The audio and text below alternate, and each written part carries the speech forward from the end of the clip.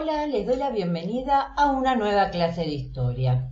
Hoy les propongo analizar la temprana Edad Media, ese periodo que comienza con la fractura, con el quiebre del Imperio Romano, que se va a extender desde el siglo V hasta el siglo VIII aproximadamente. Pero primero nos vamos a ubicar en el tiempo. Como decíamos, vamos a comenzar a analizar la temprana Edad Media, ese periodo que comienza con la caída del Imperio Romano de Occidente en el 476 y que va a finalizar en 1453 o 1492. Pero como ya hemos mencionado, esta Edad Media, que aproximadamente dura 1000 años, es muy extensa y los historiadores la han dividido. Entonces, si hiciéramos un zoom sobre esta zona azul, podríamos ver que la Edad Media se periodiza, se divide, se fracciona en temprana Edad Media, alta Edad Media y baja Edad Media. Hoy entonces vamos a analizar la temprana Edad Media. ¿Cuáles son las características de esta temprana Edad Media?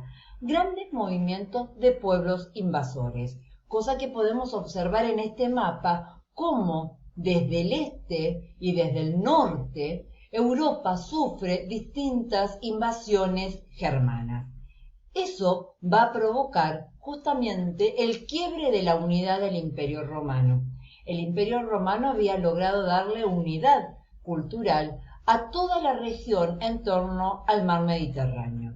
Acá tenemos el mapa del Imperio Romano en la Edad Antigua y cómo justamente al inicio de la Edad Media se ve este quiebre, este fraccionamiento del imperio. Por un lado el Imperio Romano de Oriente o Imperio Bizantino y cómo de la parte occidental, fundamentalmente de Europa occidental, van a empezar a nacer distintos reinos. Es por eso que la tercera característica de la temprana Edad Media es que van a nacer tres focos culturales que heredan elementos del Imperio Romano. Van a ser el Imperio Bizantino o Imperio Romano de Oriente, los reinos romanos germánicos y el Islam. Entonces, alrededor del mar Mediterráneo vamos a ver estos tres focos: los reinos romanos germánicos, el Imperio Bizantino y el Islam, con su ubicación geográfica en particular, y lo que van a tener en común es que van a tener religiones monoteístas, pero con la aclaración que van a tener sus particularidades. En Europa Occidental, el cristianismo, cuyo líder va a ser el Papa. En el Imperio Bizantino, también con la religión cristiana, pero cuya máxima autoridad va a ser el Papa, va a ser el emperador. Y por último, el Islam, que va a crear la religión islámica o musulmana. Acá tenemos ubicado en este mapa, podemos ver el Imperio Bizantino en el sureste de Europa, el Islam y los distintos reinos romanos germánicos. Comenzamos con las características de los reinos romanos germánicos. Acá les resalto la S para que recuerden que son varios. Justamente la organización política determina que son varios reinos, como por ejemplo el reino franco, que hoy sería aproximadamente Francia, el reino visigodo, hoy aproximadamente España, y el reino anglosajón, hoy lo que vendría a ser Inglaterra, Reino Unido.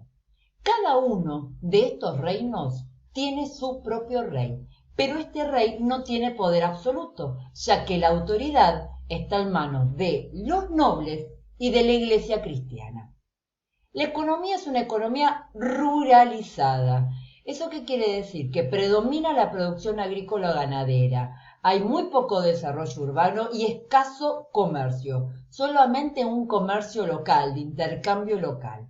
La religión es la religión monoteísta del cristianismo. Su libro sagrado es la Biblia y la máxima autoridad es el Papa. ¿Cuál va a ser el legado o herencia de los reinos romanos germánicos? Fundamentalmente conservar el saber clásico o latino. ¿Qué es el saber clásico latino? Es el saber griego y romano, aquel que ponía al hombre como centro. En los reinos romanos germánicos, fundamentalmente este saber clásico se guardaba en las bibliotecas de los conventos. Los conventos era un espacio religioso, espiritual, era aquel lugar a donde vivían los monjes. Y vamos a ver cómo a lo largo de la Edad Media los monjes se van a dedicar a copiar los libros de la antigua Grecia y Roma. Acá entonces tenemos el mapa representando a los distintos reinos romanos germánicos en Europa Occidental. Y acá una ilustración que muestra la importancia que va a tener la agricultura en Europa Occidental, recalcando que su economía era fundamentalmente ruralizada, rural. Pasamos al otro foco cultural, al Imperio Bizantino. Acá sí el poder absoluto lo tiene el emperador. El emperador más destacado del Imperio Bizantino va a ser el emperador Justiniano. El poder o la autoridad, como decíamos, estaba en manos de los emperadores. Por eso se lo llamaba césaropapismo, porque el emperador tiene poder político, pero también religioso. Por eso se lo llamaba papismo, porque la Iglesia, en el caso del Imperio Bizantino, está subordinada, se somete y es controlada por el emperador. La economía, en este caso, es una economía donde se dedican al comercio internacional con el lejano oriente, con China e India, donde entran productos de lujo como pueden ser la seda o como pueden ser los distintos perfumes. E inclusive el Imperio Bizantino se dedica a la producción de elementos de lujo, por ejemplo, perfumes, por ejemplo, joyas, con distintas piedras, con distintos materiales. Y al desarrollar este comercio internacional hay un gran desarrollo urbano. No es que no desarrollan la parte rural, pero sí tenemos una gran planificación y diseño urbanístico.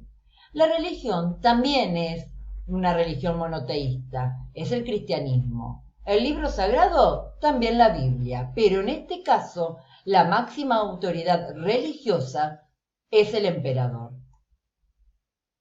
El legado del Imperio Bizantino fundamentalmente son dos. Conservar el saber clásico o latino, o sea, el saber griego y romano, a donde se, insisto, ponía el acento en la importancia que tiene el hombre, y la codificación de leyes. Acá vamos a tener un mapa que representa la extensión del Imperio Bizantino, ¿sí?, cuya capital es Constantinopla o Bizancio, ¿sí? Es la misma ciudad, y es más, esa ciudad que en un primer momento fue Bizancio, después Constantinopla, hoy se la conoce como Estambul. Acá tenemos algunas representaciones artísticas de este imperio bizantino. Acá tenemos una iglesia monumental, un templo monumental que era Santa Sofía. Y acá tenemos algunos elementos de decoración. Ustedes ven, acá tenemos la representación de Jesús, acá Justiniano, y acá, si bien es Jesús con sus apóstoles, Jesús es Justiniano. Esta técnica es la técnica del mosaico, que inclusive en algunas de estas piedrecitas que se pegaban en la pared hay piedras preciosas y elementos de oro. Acá tenemos otra foto panorámica de la iglesia Santa Sofía y acá el interior para que ustedes vean esa monumental cúpula cómo se ve desde adentro, porque la idea era que entrara la mayor cantidad de luz posible en este espacio religioso. Por último, vamos a tener el último pueblo que nace, el Islam o los musulmanes, más o menos allá como el siglo VII. La organización política está dividida en califatos y cada califa tiene poder absoluto, no logran una unidad. El poder o la autoridad está en manos de estos califas. La economía. También se van a dedicar al comercio internacional entre Oriente, China e India, y Occidente. Y también se van a dedicar a la producción de elementos, objetos de lujo. ¿Cuál va a ser el legado? Conservar también el saber clásico o latino, admiran ese saber. la creación del álgebra y la difusión de números arábigos, esos números que nosotros usamos todo el día, todos los días, cómo dibujamos el 1, cómo dibujamos el 2, bien, lo traen el Islam, porque esos números habían sido usados en la India y ellos lo absorben y luego lo difunden a Europa Occidental. Y además el desarrollo de una literatura fantástica.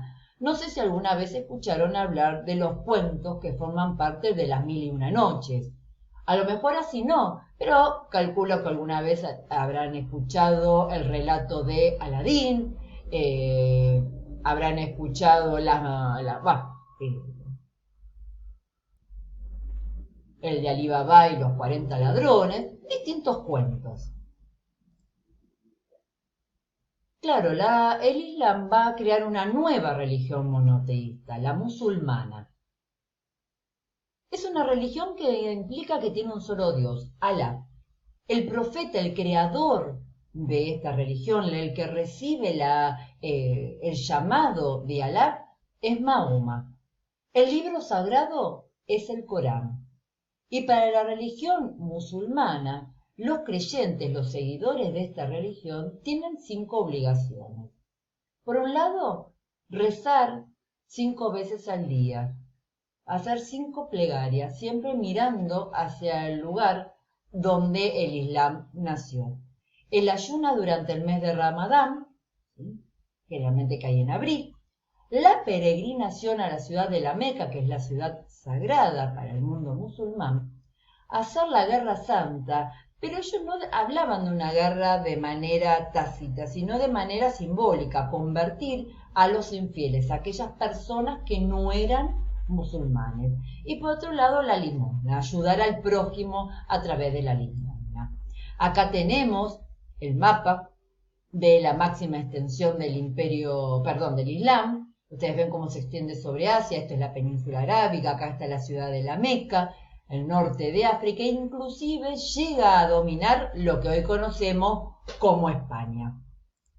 Acá tenemos el ejemplo de un templo musulmán. En la cultura musulmana, los templos no se los denomina iglesias, sino que se los denomina mezquita. Y acá tenemos alguna demostración de la decoración que se hacían en los distintos arcos en los interiores de los edificios. En esta clase lo que intentamos hacer es una introducción a la temprana Edad Media, hacer una descripción de este periodo que nace con la fractura del Imperio Romano. Espero que le haya sido de utilidad esta clase. Nos vemos pronto. Un saludo, la profe Pau.